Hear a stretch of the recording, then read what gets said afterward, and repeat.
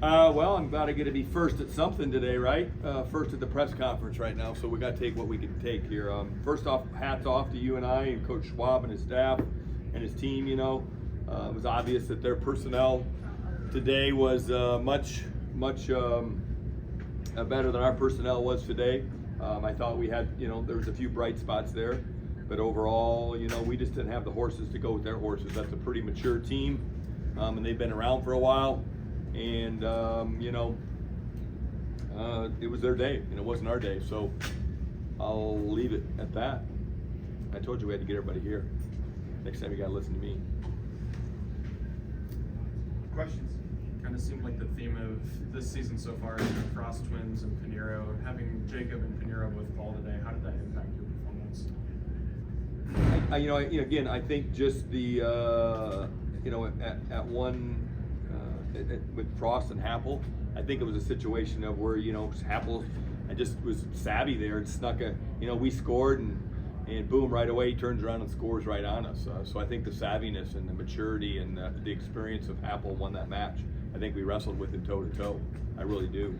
Pinheiro just has to get there has to be the moment got to him. And he's got to figure that out. I mean, he's still a sophomore, but.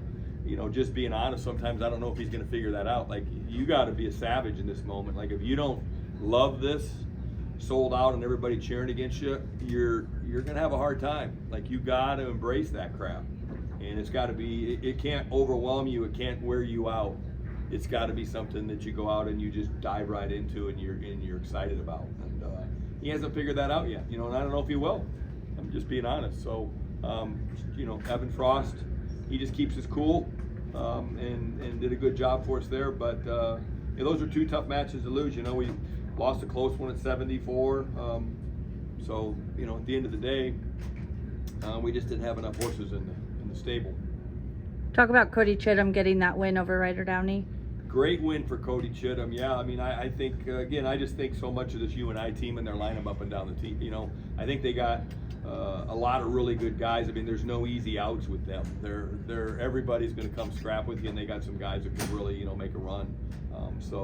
But good for Cody Chittum beating that guy, that Ryder Downey. I think he's has a high IQ for a wrestler, and Chittum just put the pressure on him. And Chittum's high energy. I mean, he's on you, and you're going to feel him. And if you're not well conditioned, you're going to have a hard time with Cody Chittum.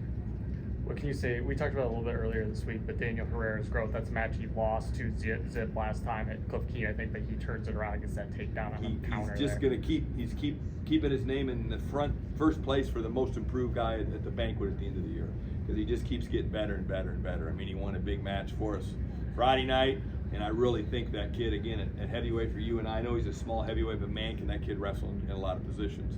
I think we used our size really well in that match. Got him tired. And when you're giving up, when you're 25 pounds bigger than somebody, you got to make sure that guy feels it, and he got to feel it at the end there. And you could tell, just like we did Friday night against South Dakota State, we had a pretty good guy. We got him tired. We rode him out. It was very similar ending. That's 10 different guys from UNI that are NCAA qualifier level type of guys. So how does that prepare you for March, where when you're going to send your guys, you're going to be going against the best of the best, and you kind of did it here? Well, Big 12 tournament's going to be really good, and UNI adds a lot to that. They really do. It's going to be a good tournament, and they've earned everything that they've accomplished so far. Things seem to get a little heated at 149. Could you kind of talk on that a little bit?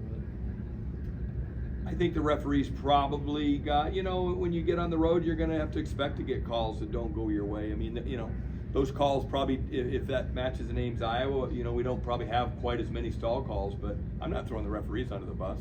That's just something you got to deal with when you're on the road. If you're going to give the referee the benefit of the doubt to call a stall call on you in front of a packed, loud place, then you're going to get it.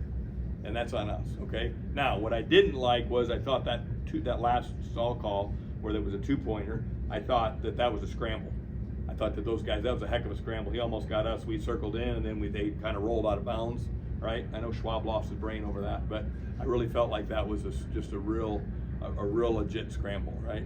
And they give me those bricks for a reason. You got to throw those things because you don't get to take them with you. Thanks, Coach. Hey, thanks.